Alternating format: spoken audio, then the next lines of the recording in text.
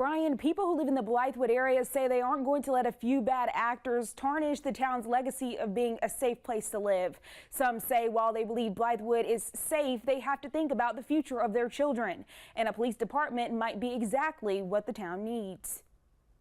I have a 3-year-old and I have a baby on the way in August, and so when we bought our house, we wanted a safe community to raise our children in. Haley Seymour has 2 children and says her family picked up their things in Colorado and moved across the country to Blythewood this year. Seymour says after 60 rounds were fired off near Waffle House on Blythewood Road this month, she thinks a police force may be necessary. I think it would be vital to have the presence of the police just to keep the safety of the parks, the schools and everything, just so that everybody feels safe in our community. I think it's very important.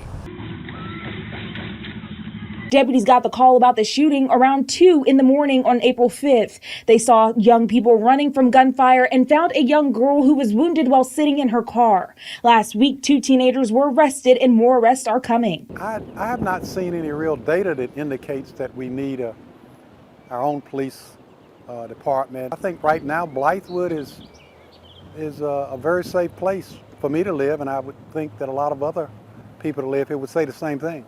The town of Blythewood does not have a police department. Instead, the town has a substation that is staffed with Richland County deputies. According to the Blythewood mayor, Sloan Griffin, establishing a police force would cost residents tax dollars. If we had a police department, how many officers would we be truly able to hire outside of chief and maybe a deputy and maybe 1 or 2 officers, to be honest, with the heightened budget. So you're talking a couple $1 million just right there from a startup. As the local municipality have to figure out a good balance. And will a curfew be effective? Yes and no. We don't know until we implement a curfew. We don't know until we implement it and see the enforcement behind the implementation. According to Mayor Griffin, the town's main focus is making sure they have adequate summer programming and parks to make sure children and teens have a safe place to spend summer break. Griffin also says they are working closely with the Sheriff's Department on a curfew, and will have more information at the next town meeting. Live in studio, Misharia Adams, Watch Fox News, Local First.